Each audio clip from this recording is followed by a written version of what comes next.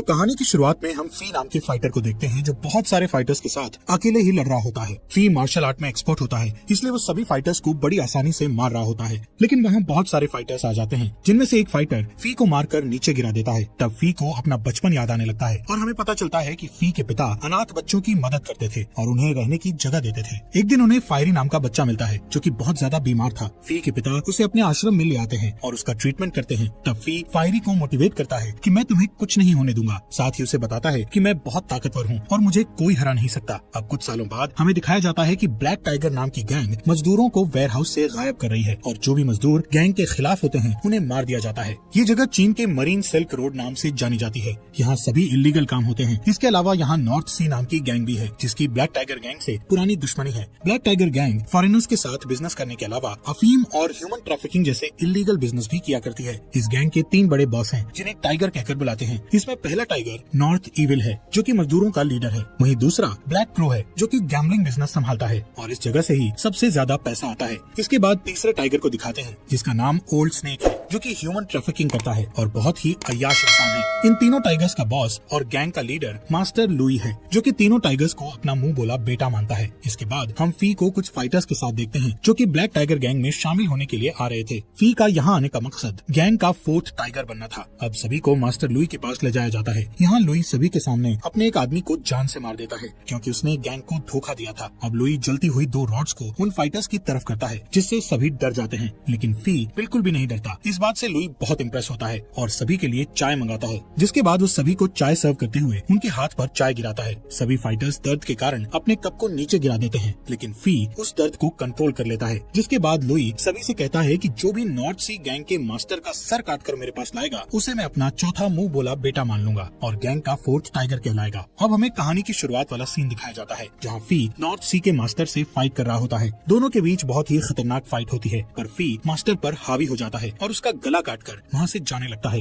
लेकिन तभी वहाँ नॉर्थ सी गैंग के लोग आ जाते हैं और फी से लड़ने लगते हैं। ये वही सीन था जो हमें शुरुआत में दिखाया गया था। फी उनसे मुकाबला करता है पर आखिरी में एक फाइटर उसे नीचे गिरा देता है। तब फी का साथी बिग टूथ फी को बचाने के लिए वहाँ रखे क्रैकर्स को जला देता है, जिससे सभी फाइटर्स डिस्ट्रैक्ट हो जाते हैं और बिग टूथ मौका देखकर फी को बचाकर ले जाता है, जहाँ लुई फी के हाथ में नॉर्थ सी के मास्टर का सर देखकर उसे अपना चौथा बेटा मान लेता है। साथ ही अपने तीनों बेटों से कहता है कि वो इतने सालों में जो काम नहीं कर पाए वो फी ने एक दिन में कर दिखाया। यहाँ ब्लू टूथ फी से दोस्ती करता है और अपने बारे में बताकर वहाँ से चला जाता है। तब फी फिर से अपने बचपन की यादों में खो जाता है जहाँ वो अपने दोस्त फायरी, चुन और लिटिल फा के साथ खेल रहा था। फिर घर आने पर उसे पता चलता है कि लिटिल फा को एक आदमी पकड़कर ले जा रहा है, इसलिए फी अपने दोस्तों के साथ उसे बचाने जाता है। लेकिन वो आदमी फी को किक मारकर लिटिल फा को ले जाता है, पर अगले ही दिन फी के पिता उस आदमी को पकड़ लेते हैं। तब उन्हें पता चलता है कि उसने लिटिल फा को बेच दिया है। इसके बाद हम प्रेजेंट में देखते हैं कि जहाँ नॉर्थ सी गैंग के मास्टर का बेटा वो अपने पिता का कटा हुआ सर देखता है, तब वो कसम खाता है कि मैं अपने पिता की मौत का बदला लेकर रहूंगा। दूसरी तरफ फी गैंग के रूल के अकॉर्डिंग अपनी बैक पर टाइगर का टैटू बनवाता है। तब टैटू आर्टिस्ट उसे गैंग के बारे में कुछ खास बातें बताते हुए कहता है कि गैंग का पूरा पैसा एक ऐसे लॉकर में रखा जाता है जिसकी 2 चाबियां हैं। इन चाबियों में एक सिल्वर चाबी है तो दूसरी गोल्ड चाबी है। इन चाबियों का एक सेट लुई के पास है और दूसरा सेट उन दोनों टाइगर्स के पास है जो गैंग को ज्यादा मुनाफा देते हैं, यानी कि एक चाबी ब्लैक क्रो के पास है और दूसरी ओल्ड स्नेक के पास। अब रात में लुई सभी के सामने फी को अपना चौथा बेटा बनाता है, जिस दौरान ऑर्फन नाम की गैंग को देखते हैं जो कि ब्लैक टाइगर गैंग से बदला लेकर मजदूरों को न्याय दिलाने की कसम खाती है। जिसके बाद फी धीरे धीरे नॉर्थ सी गैंग के लोगों का खात्मा करके उनकी जगह छीनने लगता है और एक खतरनाक टाइगर बन जाता है। फी अक्सर ऑर्किड नाम की प्रोस्टिट्यूट के पास जाता है जो कि फी की अच्छी फ्रेंड थी। एक दिन जब वो ऑर्किड के यहाँ सो रहा था तब उसे हर बार की तरह लिटिल फा का सपना आता है। फी को लगता है कि शायद लिटिल फा को प्रोस्टिट्यूशन में डाल दिया गया होगा, इसलिए वो बहुत दुखी होता है। यहाँ ऑर्किड की बातों से पता चलता है कि वो फी को पसंद करती है, लेकिन फी उसे सिर्फ अपनी दोस्त मानता था। फी ऑर्किड को बताता है कि उसके पिता के दुश्मनों ने उनका अनाथ आश्रम जला दिया था। तब पिता ने सभी बच्चों की जान बचाई, पर उस हादसे में उनकी डेथ हो गई। इसके बाद फी 4th टाइगर बनने की खुशी में अपनी गैंग के साथ सेलिब्रेट करता है, जिस दौरान वहाँ नॉर्थ इविल आता है जो कि फी से बिल्कुल भी खुश नहीं था, जबकि फी की ब्लैक क्रो और ओल्ड स्नेक से अच्छी दोस्ती हो जाती है। यहाँ नॉर्थ इविल फी को लड़ने के लिए उकसाता है, पर फी खुद पर कंट्रोल करता है। यहाँ पता चलता है कि नॉर्थ इविल और ब्लैक क्रो की भी आपस में नहीं बनती। तभी ब्लैक क्रो नॉर्थ इविल का मजाक उड़ाता है, जिससे नॉर्थ इविल उससे लड़ने के लिए खड़ा हो जाता है। तभी वहाँ लुई आ जाता है और दोनों को डांटने लगता है। जिसके बाद हम फी के बचपन के दोस्त फायरी और चुन को देखते हैं जो कि अनाथ बच्चों का ख्याल रखते हैं और ऑर्फन गैंग चलाते हैं। यहाँ फायरी चुन को एक ब्रेसलेट देता है, पर चुन उस ब्रेसलेट को वापस कर देती है। असल में फायरी चुन से प्यार करता है, लेकिन चुन फी को पसंद करती थी। अगले दिन हम कुछ बिजनेसमैन को देखते हैं जो लुई से 300 मजदूरों को विदेश भेजने की डील करते हैं, जिसके लिए लुई मान जाता है और 300 मजदूरों को किडनैप करके उन्हें विदेश भेजने का सोचता है। इसके बाद फी लुई से पूछता है कि कुछ मजदूर विदेश जाकर काम करना चाहते हैं तो उन्हें किडनैप करने की क्या जरूरत है, जिस पर लुई बताता है कि बिजनेसमैन उन मजदूरों को हमेशा के लिए खरीदने वाले हैं। यहाँ लुई फी से वू को ढूंढने के लिए कहता है क्योंकि लुई को लगता है कि वो अपने पिता का बदला जरूर लेगा। दूसरी ओर फायरी और चुन को पता चलता है कि एक बच्चा बीमारी के कारण मर गया है, जिस वजह से वो बहुत दुखी होते हैं। इसके बाद हमें फिर से फायरी और फी का अतीत दिखाया जाता है, जहाँ वो दोनों अपने पिता की मौत का बदला लेने आश्रम में आग लगाने वाले आदमी के पास जाते हैं, लेकिन किसी ने पहले ही उस आदमी को मार दिया था। तभी फी के पिता का एक दोस्त वहाँ आता है जो कि एक मंक है। वो उन दोनों को अपने साथ ले जाता है और कई सालों तक उन्हें मार्शल आर्ट्स की ट्रेनिंग देता है। साथ ही उन्हें सिखाता है कि बदला लेने से अच्छा लोगों की रक्षा करना होता है। फिर एक दिन दोनों की ट्रेनिंग कंप्लीट हो जाती है, तब दोनों मिलकर ऑर्फन गैंग बनाते हैं और लोगों की मदद करने का डिसाइड करते हैं। यहाँ हमें पता चलता है कि फी ब्लैक टाइगर गैंग में मजदूरों को बचाने के लिए शामिल हुआ है। इसके बाद हम चुन को देखते हैं जो कि लोगों के कपड़े सीलने का काम करके यहाँ रह रही थी। तभी ऑर्किड उसे देखती है और उसे सीलने के लिए अपने कपड़े देती है। असल में चुन इस काम के जरिए वो फी को मैसेज भेजा करते थे। यहाँ फी चुन के बैग में एक मैसेज रख देता है। ऐसा करते हुए उसे ऑर्किड देख लेती है, जिसके बाद फायरी और चुन उस मैसेज को देखते हैं जिसमें ओल्ड स्नेक के पास सोने वाली चाबी होने का जिक्र होता है। इसलिए अगली सुबह ऑर्फन गैंग प्लानिंग करके ओल्ड स्नेक से चाबी छीन लेते हैं। तब ओल्ड स्नेक अपने लोगों के साथ चुन का पीछा करता है और उसे पकड़ लेता है, लेकिन तभी वहाँ फायरी और उसके साथी आकर ओल्ड स्नेक पर अटैक करते हैं और उसे जान से मार देते हैं। इसके बाद वो उसकी चाबी की कॉपी लेकर उस चाबी को वापस उसकी पॉकेट में रख देते हैं। रात में लुई को पता चलता है कि ऑर्फन गैंग ने ओल्ड स्नेक को मार डाला है, लेकिन जब वो उसकी चाबी को देखता है तो बेफिक्र हो जाता है और इस मामले पर ज्यादा ध्यान नहीं देता। अब मास्टर उस चाबी की जिम्मेदारी नॉर्थ ईविल को सौंपता है, जिसके बाद फी बिग टूथ के साथ गैम्बलिंग करने के लिए जाता है, जहाँ वो बार बार अपने पैसे हारता है। अब क्योंकि फी फोर्थ टाइगर है, इसलिए वो गैंग मेंबर से बार बार पैसे उधार लेता है, पर आखिरी में उसे पैसे देने से मना कर दिया जाता है, जिससे फी को गुस्सा आ जाता है। तब ब्लैक क्रो फी को अपने साथ ले जाकर उसे 50 चांदी के सिक्के गिफ्ट करता है, पर फी उससे 300 सिक्के की डिमांड करता है, जिससे ब्लैक क्रो को गुस्सा आ जाता है। तब फी उसे सोने की चाबी दिखाता है जो कि असली चाबी की कॉपी थी। फी कहता है कि उसने नॉर्थ ईविल के आदमी को इस चाबी की कॉपी बनाते हुए देखा था, इसलिए उसने चाबी छीनकर उस आदमी को वही मार डाला। असल में फी का प्लान ब्लैक क्रो और नॉर्थ ईविल को आपस में लड़ाने का था। यहाँ ब्लैक क्रो को लगता है कि ओल्ड स्नेक को नॉर्थ ईविल नहीं मारा होगा, इसलिए अब वो फी के साथ मिल जाता है और उसकी डील मान जाता है। इसके बाद दोनों गैंग का खजाना देखने जाते हैं। ब्लैक क्रो बहुत खुश होता है क्योंकि अब उसके पास दोनों चाबियां थी। रात में फी मछली पकड़ने जाता है, जहाँ फायरी भी मछली पकड़ रहा था। फी उसे मछली देते हुए कहता है कि बड़ी मछली फंस चुकी है। तब फायरी घर आकर फी का मैसेज देखता है जिसमें खजाने का मैप था। अगली सुबह चुन ऑर्किड की ड्रेस लौटाने के लिए आती है, जिसमें उसने फी के लिए एक मैसेज रखा था।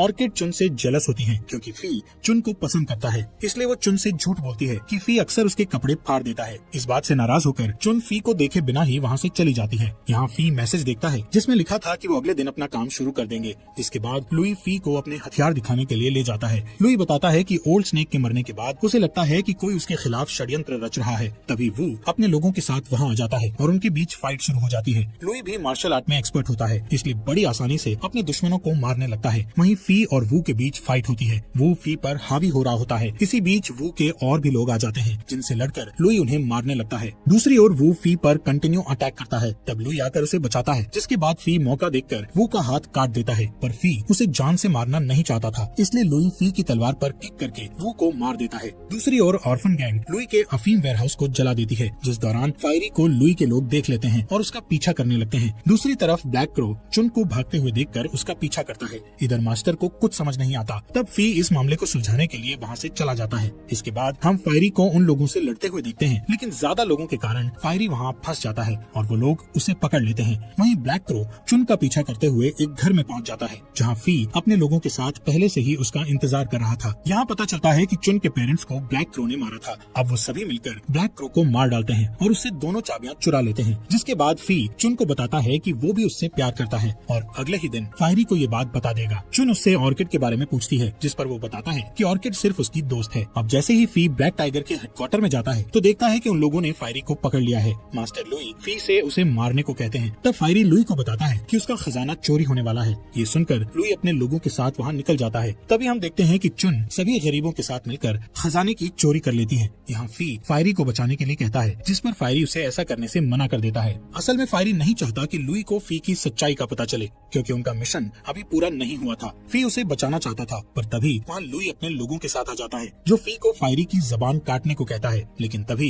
गैंग के लोग ब्लैक क्रो की बॉडी लेकर आ जाते हैं। बॉडी चेक करने पर उन्हें उन्हें ब्लैक क्रो की चेस्ट पर नॉर्थ इविल की छड़ी का निशान दिखाई देता है, जिससे लगता है कि नॉर्थ इविल ने ही ब्लैक क्रो को मारा है। असल में फी ने नॉर्थ इविल की छड़ी की कॉपी से ब्लैक क्रो के चेस्ट पर वो निशान दिया था। नॉर्थ इविल लुई से कहता है कि उसे फंसाने के लिए किसी ने ऐसा किया है और गुस्से में आकर फायरी को सब कुछ सच बोलने को कहता है, जिस पर फायरी उसके कान में कहता है कि वो कुछ नहीं बताएगा और अचानक ही अपनी गर्दन को ओल्ड स्नेक की तलवार के पास लाकर काट लेता है, जिससे फायरी की वहीं पर डेथ हो जाती है। अब सबको लगता है कि नॉर्थ इविल ने जानबूझकर फायरी को मारा है, लेकिन लुई को अभी भी शक था कि इन सब के पीछे किसी और का हाथ है। यहाँ फी फायरी की मौत से दुखी होकर उसके साथ बिताए अच्छे दिनों को याद करने लगता है। इसके बाद हम फी को ऑर्किड के पास देखते हैं। फी बहुत रोता है और ऑर्किड को फायरी की मौत के बारे में बताता है। फी को समझ नहीं आ रहा था कि वो अब फायरी के बिना उन 300 मजदूरों का पता कैसे लगाएगा। साथ ही नॉर्थ इविल को भी उस पर शक हो गया है। तभी हम देखते हैं कि बिग टूथ फी की बातें सुन रहा है, लेकिन वो इसके बारे में किसी को नहीं बताता है। फी बाजार में आकर नोटिस करता है कि लुई के लोग चारों तरफ फैले हुए हैं, लेकिन वो ऑर्फन गैंग को अलर्ट रहने और मिशन को अवॉइड करने का सोचता है। फी एक स्टोरी सुनाने वाले आदमी के पास जाता है और उसे एक ऐसी स्टोरी सुनाने को कहता है जिसे सुनकर ऑर्फन गैंग तक उसका मैसेज पहुंच जाएगा। फी का ये प्लान काम करता है और सभी लोग अलर्ट हो जाते हैं। लुई जब उस स्टोरी को सुनता है तो उसे समझ आ जाता है कि किसी ने उन लोगों को अलर्ट करने के लिए उस आदमी को स्टोरी सुनाने का बोला होगा। इसलिए वो आदमी उससे पूछता है कि ये स्टोरी सुनाने का किसने कहा, पर वो आदमी अंधा होता है। इसलिए मास्टर उसे आवाज पहचान कर उस आदमी का पता लगाने का बोलता है। मास्टर के सभी लोग एक एक करके उसके कान में उसकी स्टोरी का नाम लेते हैं, पर फी उस आदमी के कान में कहता है कि मैं उसी गैंग का मेंबर हूँ जिसने कल रात सबको खजाना दिलाया था।